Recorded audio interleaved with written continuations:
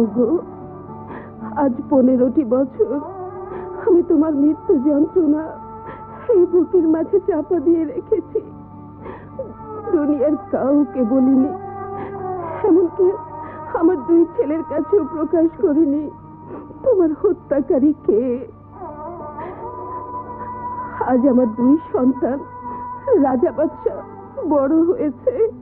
দোয়া করো ওরা যেন পিতার মৃত্যু আর মায়ের অপমানের বদলা নিতে পারে। তুমি দোয়া করো, তুমি দোয়া করো।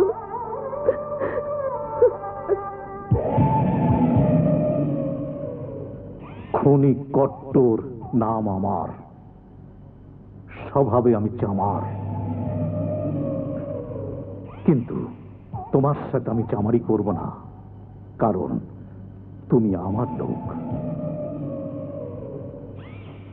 কোটি টাকার অস্ত্রের চালান আসবে, যে অস্ত্র দিয়ে দেশ রক্ষা করা যায়, আবার অস্ত্রবাজি করে দেশকে গোল্লায়ও নেওয়া যায়, সেই অস্ত্র তোমার চেকপোস্ট দিয়ে পার হবে। তুমি নিজ দায়িত্বে সেই সব অস্ত্র এনে এই গোডাউনে পৌঁছে দেবে। বিনিময়ে আমি কি পাবো শেঠ? মালামাল করে দেবো।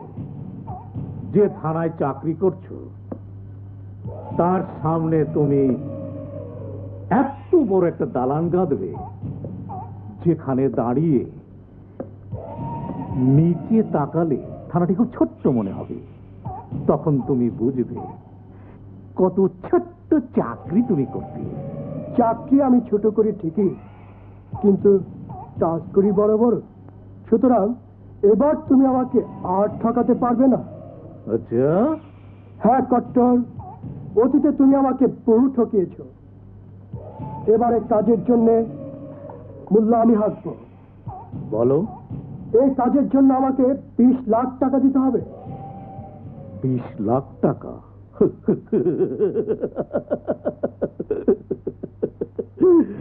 পাবে। খনি কট্টর নাম আমার, স্বভাবে আমি চামার, কিন্তু বন্ধুদের সাথে আমি চামারি করি না।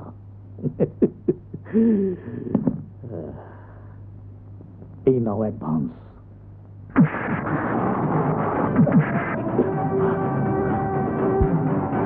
দেখবি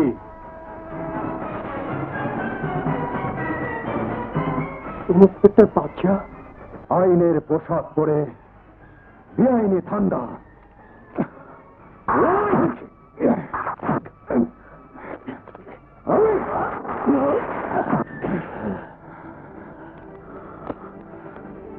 লজ্জা করে না তোমার? আইনের লোক হয়ে সমাজের জঘন্য অপরাধীদের সাথে হাত মিলিয়েছ।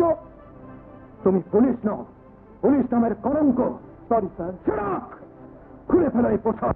তোমার মতো অপরাধীর গায়ে এই পবিত্র পোশাক মানায় না। স্যার, আমাকে ক্ষমা করে দিন। আমি ভুলে গিয়েছিলাম আমি একজন পুলিশ অফিসার। লোভে পড়ে ভুলে গিয়েছিলাম আমি আমার দায়িত্ব। স্যার, স্যার, আমাকে এবারের মতো ক্ষমা করে দিন। আমি আর পথভ্রষ্ট হব না। প্রয়োজনে নিজের জীবন দিয়ে এই পোশাকের মর্যাদা রাখবো স্যার। ঠিক আছে, এবারের মতো তোমাকে ছেড়ে দিলাম। But remember it. Okay sir. কার এত বড় বুকের পাটা যে কট্টরকে গ্রেফতার করে?